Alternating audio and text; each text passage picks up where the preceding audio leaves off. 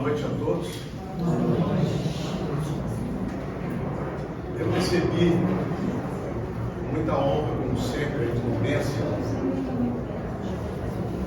de palestrar no dia de hoje o seguinte tema: Deus não é guichê de pedidos, nem balcão de vendas e trocas. Ao receber a incumbência deste tema, eu confesso aos senhores e às senhoras que eu fiquei um tanto confuso e fiquei em dúvida. O que é a nossa vida? O que é a nossa existência, senão clamar aos céus e pedir? Quem aqui no ECAC, aqui nesta sala, quem aqui já não teve que suplicar e pedir a Deus, a Jesus e a intercessão de Maria em momentos difíceis da nossa existência? Portanto, eu respeitosamente, muito respeitosamente, discordo da premissa do tema que me foi confiado. Deus não é guichê de pedidos, nem balcão de vendas e trocas. Não. O tema, a meu juízo, e digo com toda modéstia, o tema tem que ser horas difíceis. Quem de vós, senhores e senhoras aqui presentes, não passaram horas dolorosas e horas difíceis? Seja no trabalho, seja nas relações familiares, seja nas relações sociais e profissionais. Horas difíceis, amargas por vezes, acompanham a jornada da criatura humana ao longo da existência no plano da Terra, nesse planeta de provas e expiações. E eu comecei a meditar com mais vagar no tema e me lembrei de que Jesus, o Espírito mais perfeito que Deus deu ao homem, modelo e guia da humanidade, Jesus, ele suplicou. Jesus, no momento mais horrível, na hora mais selvagem, no instante mais infeliz da história da humanidade, quando ele foi supliciado da forma mais selvagem e covarde, o que Jesus fez no Monte das Oliveiras, no jardim do Getsemane? Senhoras e senhores,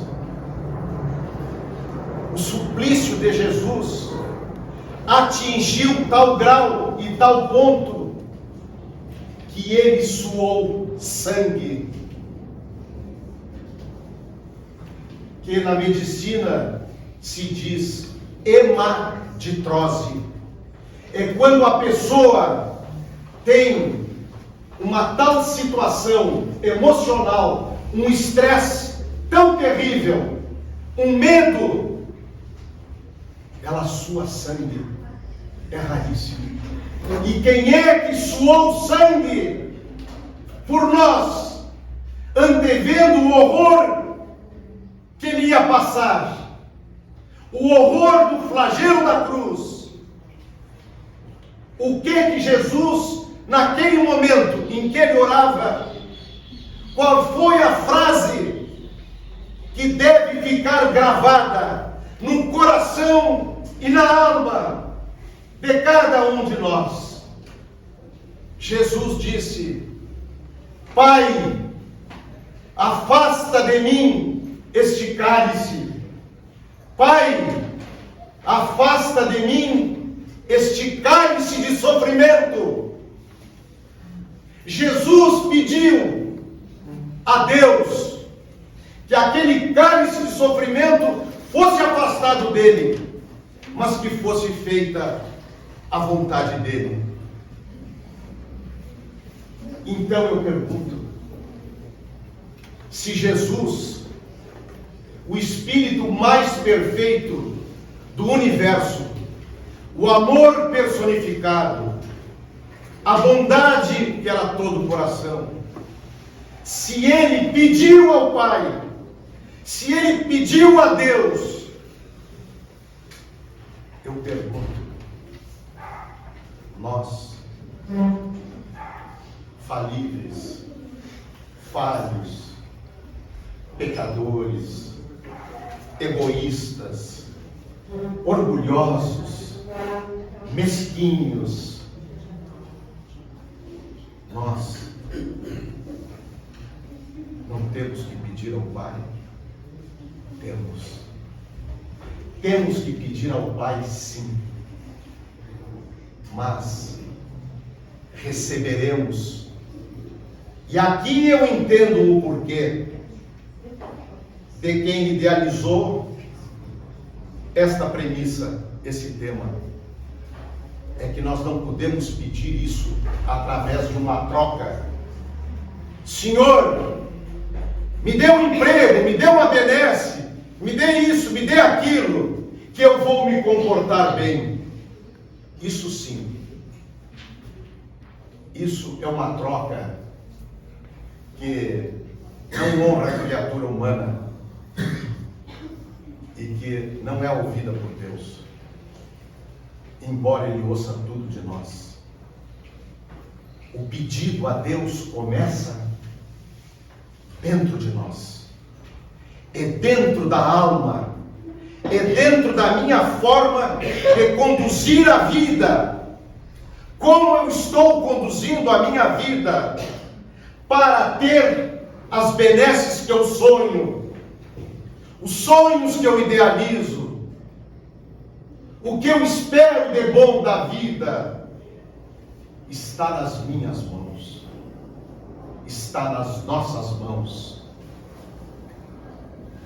Deus sabe tudo o que cada um de nós aqui necessitamos.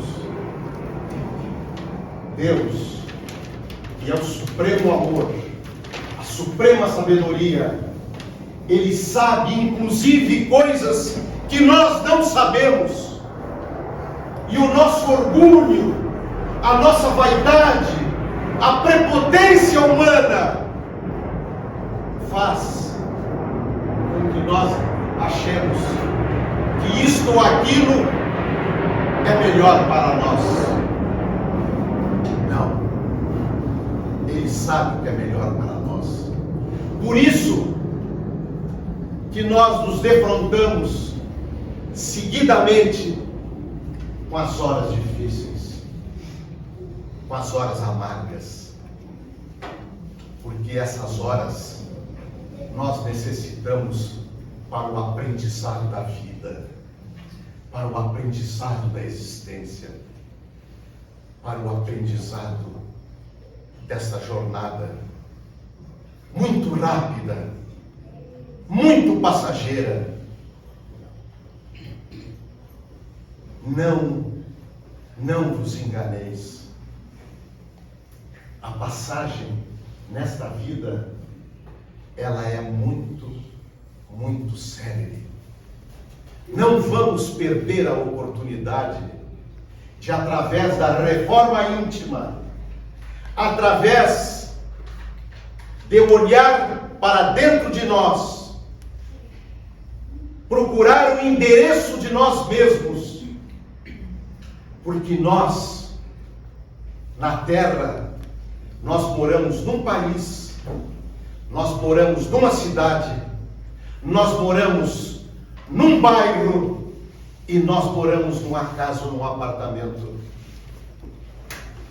que serve para a vida humana.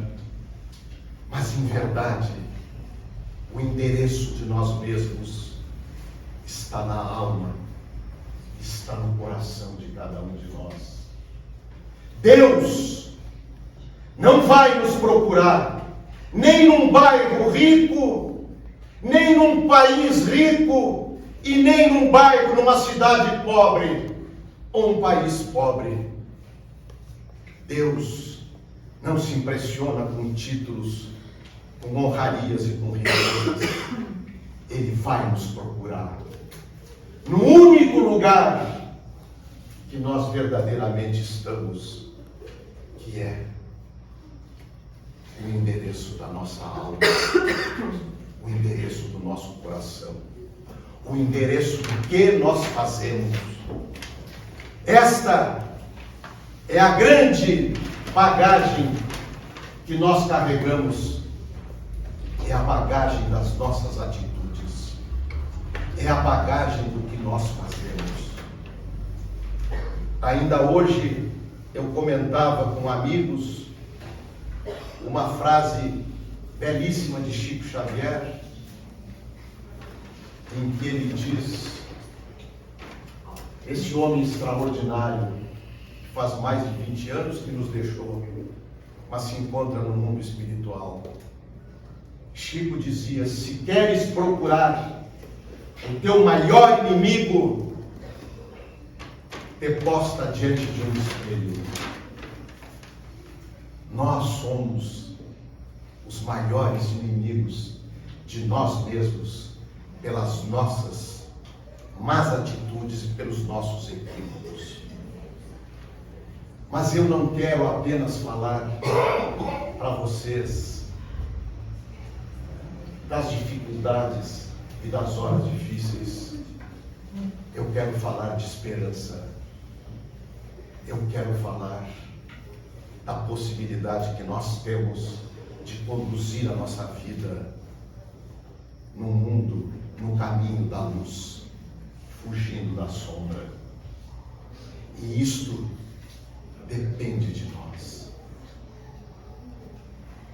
Jesus, na sua passagem na terra, nos especialmente quando ele pregou, nos últimos 3 anos, dizem as Escrituras que Jesus seguidamente se recolhia para orar, para rezar.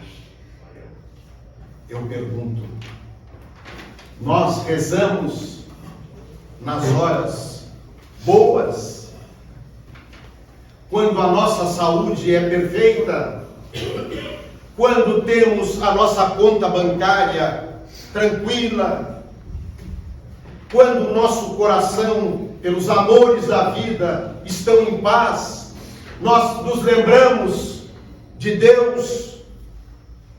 Normalmente não. Normalmente não. Aí entra em cena o orgulho, o egoísmo, a vaidade. Nós procuramos a Deus quando bate na nossa porta a dor e o sofrimento. Mas não vos enganeis, meus amigos. A dor e o sofrimento não é um mal, não é algo ruim. Em verdade, é um convite para uma entrevista com Deus. Quando a dor e o sofrimento bate à nossa porta, existe alguma razão espiritual para tanto. Há uma razão física, uma doença que se contraiu, algo que não foi bem na nossa vida, situações materiais que nos prejudicaram, perdas que tivemos, materiais, e perdas de familiares, de um parente, de uma mãe, de um pai, de um filho, de um neto. E aí, nós nos voltamos para Deus. Aí, nós procuramos Ele e queremos falar com Ele. E Ele nos ouve. E Ele nos acompanha. E Ele está ao nosso lado. Não vos esqueçais. A vida, a doutrina espírita, matou a morte. Não há morte. Nós estamos aqui, João, Pedro, Paulo, Oscar, Maria, Joana, nós estamos. Nós já viemos lá atrás, estamos aqui e voltaremos amanhã. E as horas difíceis, elas irão se reduzindo, elas irão diminuindo na medida que nós soubermos de que essas horas, elas se reduzem e um dia, por mais que demore no tempo, com a evolução do espírito e a evolução da criatura humana, essas horas, elas se extinguirão, porque nós iremos para mundos muito melhores que esse nosso mundo. Aqui é a grande escola. Aqui é a grande escola das almas. Aqui é a grande escola dos espíritos. Diariamente se calcula que 250 mil pessoas morrem no mundo. Eu vou repetir. 250 mil pessoas são as estatísticas. E nascem outro tanto. É o eterno ir e vir. Mas o nosso espírito não morre nunca. O nosso espírito permanece. O nosso espírito vai nos acompanhar. Esse envoltório carnal, ele modifica. Esse corpo modifica com as suas imperfeições. E nós retornaremos com o nosso espírito. Isto é a voz da esperança. Isto é a certeza da continuidade da vida.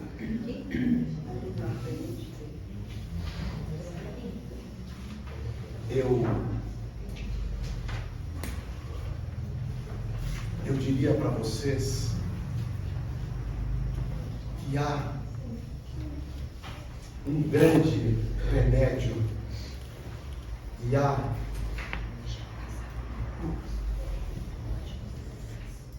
algo que eu gostaria de deixar para vocês, para que vocês nunca mais se esquecessem ou refletissem sobre o que eu vou dizer agora.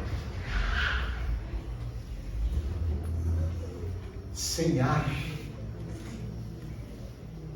e sem a água, a vida é impossível no plano da terra. Sem ar e sem água, a vida é impossível, e todo mundo sabe o que eu estou dizendo, não é nenhuma novidade. É a necessidade material, é o lado material. Eu preciso respirar, eu preciso ter água, tomar água, para não morrer de sede. É essencial a criatura, e todos sabemos disso. Mas o ser humano, ele não é feito apenas de um corpo físico. Nós temos um corpo espiritual. Então, meus amigos, minhas amigas, a oração é a respiração da alma. A oração é a respiração da alma. Nós temos uma alma, e esta alma precisa respirar. E ela respira quando ela se comunica com Deus, quando ela fala com Deus, quando ela conversa com ele e quando ela deposita nele toda a sua vida, sem deixar de fazer a nossa parte. A nossa parte. Meus amigos, minhas amigas, eu vim preparado para falar várias histórias de personagens da humanidade que tiveram horas difíceis, muito difíceis, mas o adiantar do tempo, ele me impede e eu não quero mais maçar, importunar vocês, estendendo esta modesta palestra. Mas eu gostaria de dizer que há um personagem na história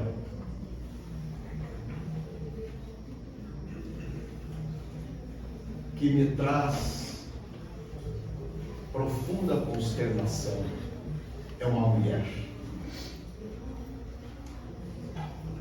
Eu digo, inclusive, vou narrar rapidamente esse fato verdadeiro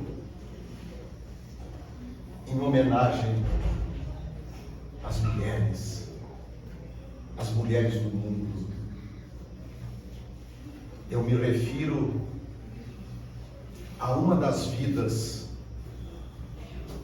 da mentora desse grande apóstolo da paz, Divaldo Pereira Franco, a mentora Joana de Ângeles. Eu considero essa história a hora mais difícil que uma mãe já teve. Essa história, ela é pungente, ela é dolorosa e só mostrou a grandeza do coração, da alma e da renúncia desta mulher. Aliás, a vida das mulheres, como diz o gaúcho, a lo largo é renúncia. Numa vida de Joana de Ângeles, ela foi em Roma, Joana, de sobrenome, Joana de Cusa. Por quê? Cusa era um cobrador de impostos, que era mal visto, que não era considerado, e ele denunciava quem seguia e ia ouvir Jesus. E ele não sabia que a sua esposa ouvia Jesus. E ele soube, ficou muito aborrecido com a mulher e não fez nada, e ela foi presa. Joana foi presa no Circo Máximo em Roma por ser cristã. E ela foi presa quando ela saía da catacumba de São Calixto, onde ela tinha ido ouvir um dos apóstolos. Ela foi presa por soldados romanos e levada ao Circo Máximo, junto com seu filho. Junto com seu filho de 15 ou 16 anos de idade, ela foi presa e levada para ser atirada aos leões. Olha que hora difícil essa mulher passou. Levada ao Circo Máximo, jogada na arena dos leões, o soldado romano dizia: onde está o teu Deus? Onde está o teu Deus que não te livra? Que Deus é esse que não te dá a liberdade? E o filho o único filho, o filho que ela amava, o filho que ela depositava todas as esperanças, o filho chorava e pedia e clamava para a mãe: nega Jesus, nega a Deus, que o soldado vai nos soltar. Qual mãe que não atende um pedido de um filho para salvar a sua vida?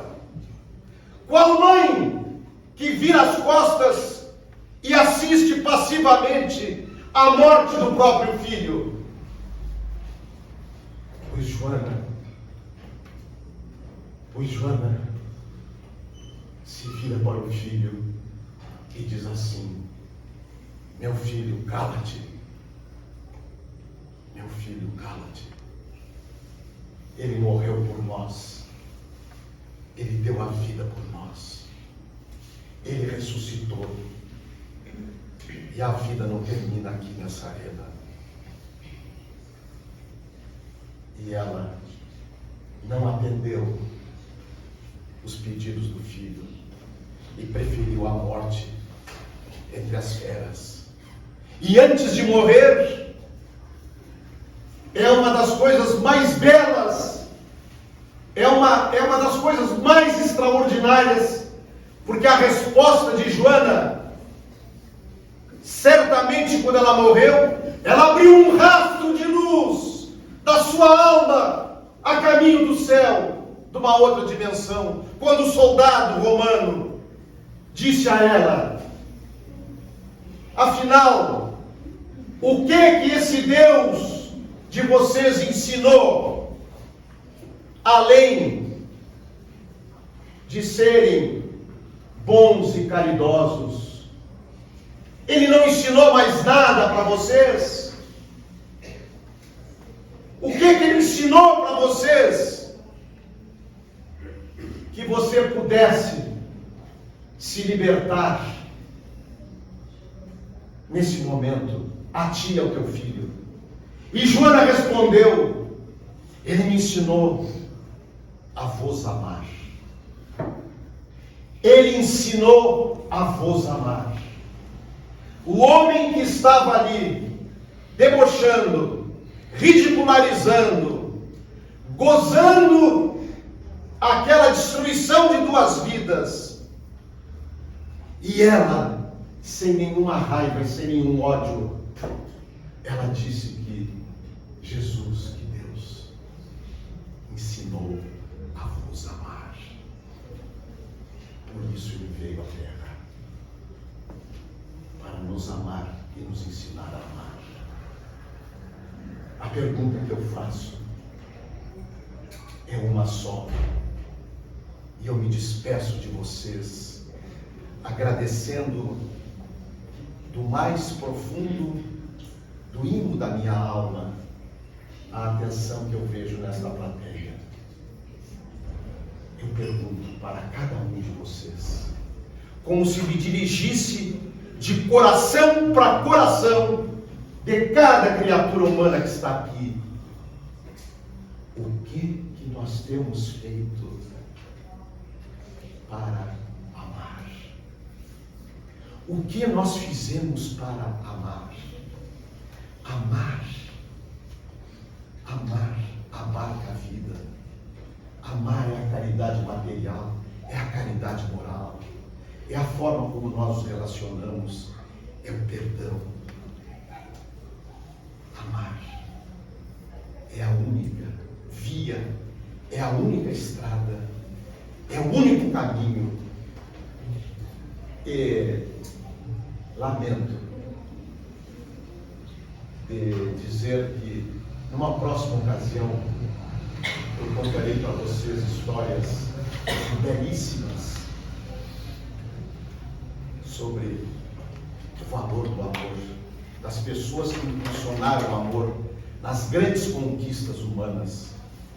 Eu um dia quero vos falar de Charles Dickens, o grande escritor, de Philippe Pinel, o homem que mudou completamente completamente a forma como se tratavam os doentes mentais no mundo. Eu quero vos falar de Pablo Picasso, que quando os soldados alemães invadiram Paris e foram, um general alemão que gostava de arte, foi até o estúdio de Picasso e viu Guernica, que os alemães jogaram bombas como que uma antevisão, um treinamento para a Segunda Guerra Mundial. E o general alemão, com a empáfia dos invasores nazistas, disse: foi tu que fez isso? E apontou para o quadro da Guernica. E Pablo Picasso, com coragem, com destemor, ele disse: não, foram vocês que fizeram. Foram vocês que fizeram. A vida, meus amigos, nós precisamos ter destemor. Nós precisamos ter coragem. Coragem para viver. Coragem para amar. Coragem para compreender. Coragem para saber que essa estrada é uma estrada infindável. Ela não termina num pequeno espaço. Eu abraço e agradeço cada coração aqui presente por ter me ouvido e eu poder ter dividido com vocês isto que habita no coração de cada um de vocês. Nós temos esse sentimento, ele está impregnado em nossas vidas. Esse é o sentimento do nascimento do ser humano, da razão do ser humano. Apesar dos imensos erros da criatura humana, nós somos marcados pelo amor. Esta condenação é uma condenação eterna. Nós somos condenados a amar sempre. Bendita a condenação de Deus e de Jesus. Muito obrigado.